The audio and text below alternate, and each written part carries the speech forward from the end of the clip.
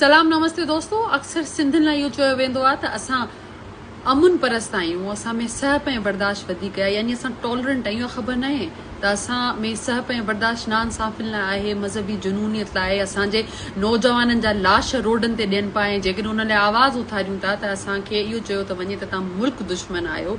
छो त असां उन्हनि जे खून जी इंसाफ़ जी घुर कई। जेकॾहिं असां पंहिंजे ई शहरनि में धारिया पिया चया वञूं, पोइ बि असां चुप रहूं, इहा असां में सहप ऐं बर्दाश्त अची वई आहे। जेकॾहिं असां पंहिंजे वसीलनि जी ॻाल्हि कयूं, पंहिंजे हक़नि जी ॻाल्हि कयूं, क़ौमी ख़ुदमुख़्तियारी जी ॻाल्हि कयूं, त असांखे अनेक लक़ब ॾिना पिया वञनि हिन मुल्क में। छो जेकॾहिं तव्हां ॻाल्हाईंदो या फिर तव्हां माण्हुनि में शऊर जी बेदारी कंदो, ईअं ई स्टडी सर्कल्स ते पाबंदी लॻाई वई आहे। छो त तव्हां पार्क में जेको पब्लिक प्रॉपर्टी आहे उते वेही करे नौजवाननि खे उन्हनि खे क़ौमी शऊर नथा ॾेई सघो, उन्हनि खे बेदारी नथा ॾेई सघो, उन्हनि खे उनजी सकाफ़त, उन्हनि खे उनजी फिलॉसफी, उन्हनि खे उन्हनि जो कल्चर नथा ॿुधाए सघो, तव्हां उन्हनि खे ॿुधाए नथा सघो त उन्हनि जी क़ौमी वजूद में उन्हनि जी जॻह छा आहे, ऐं उन्हनि खे इहो नथा ॿुधाए सघो त उन्हनि जी तारीख़ छा आहे। छो त हाणे जेकॾहिं तव्हां पंहिंजे क़ौम जे बारे में ॻाल्हाईंदो, इन्फरादियत जे बारे में ॻाल्हाईंदो, कल्चर जे बारे में ॻाल्हाईंदो, हक़नि जे बारे में ॻाल्हाईंदो, वसीलनि जी लुटमार जे बारे में ॻाल्हाईंदो, त तव्हांजे मथां टाइटल लॻाया वेंदा त ही मुल्क दुश्मन आहिनि।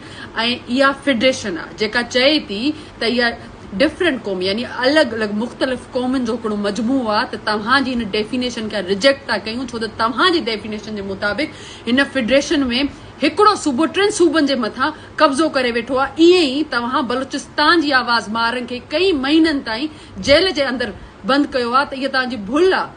त तव्हां भले उन्हनि आवाज़नि खे दॿायो, उन्हनि आवाज़नि खे जेलनि जे अंदरि कयो, उन्हनि जे मथां इल्ज़ाम लॻायो, उनजे ख़ानदान जे माण्हुनि खे नौकरियुनि तां सस्पेंड कयो, कूड़ा केस कयो, घरनि मां तव्हां उन्हनि खे खणो, लेकिन तव्हां इहा ॻाल्हि भुली विया आहियो त इन्हनि सभिनी सूबनि जो दर्द हिकिड़ो आहे। भले हुननि जी ॿोली डिफरेंट हुजे, भले हुननि जो आवाज़ डिफरेंट हुजे, भले हुनजी स्ट्रगल डिफरेंट हुजे, तव्हांजी फेडरेशन न आहे, या हिकिड़ी कॉलोनी आहे।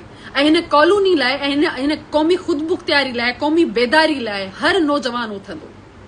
पीपुल्स पार्टी हाणे मज़हबी जुनूनियत जे रस्ते ते अची वई आहे ऐं डिफरेंट तरीक़नि सां असांखे मज़हबी जामो पारायो पियो वञे, ताकी असांखे इहा ख़बर न पए त असांजी सकाफ़त छा आहे, इहा ख़बर न पए त असांजी तारीख़ छा आहे, इहा ख़बर न पए त सिंध जी वहदानियत सिंधियत छा आहे। जेकॾहिं तव्हांखे लॻे थो त तव्हां असांखे असांजो वजूद वठी करे तव्हां असांजे मथां हुकूमत कंदो, त तव्हां भुलियल आहियो। त असां तव्हांखे तारीख़ जो उन डस्टबिन में फिटी कंदा जिते असां ज़िया खे फिटी कयो, मुशरफ खे फिटी कयो, ऐं तव्हांखे बि उन ई डस्टबिन में फिटी कंदासीं। ऐं तव्हां बि तारीख़ जा उहो ई किना बाब हूंदो जेके केर बि पढ़णु न चाहींदो।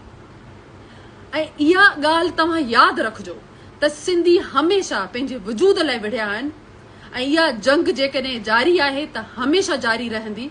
तव्हां असांजी आवाज़ खे दॿाइणु चाहियो, तव्हां असांजे मथां ज़ुल्म कयो, तव्हां असांजे वजूद खे ख़तमु कयो, पर पोइ बि हर हिकु वजूद मां हज़ार आवाज़ ऐं अनेक आवाज़ निकिरंदा जेके सिंध जी वहदानियत लाइ, उनजे कल्चर लाइ, उनजे तारीख़ी विरसे खे बचाइण लाइ अॻियां निकिरंदा।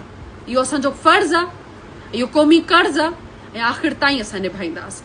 तव्हां भले पंहिंजी जॻह ठाहियो तारीख़ जे डस्टबिन लाइ। महिरबानी। जी असां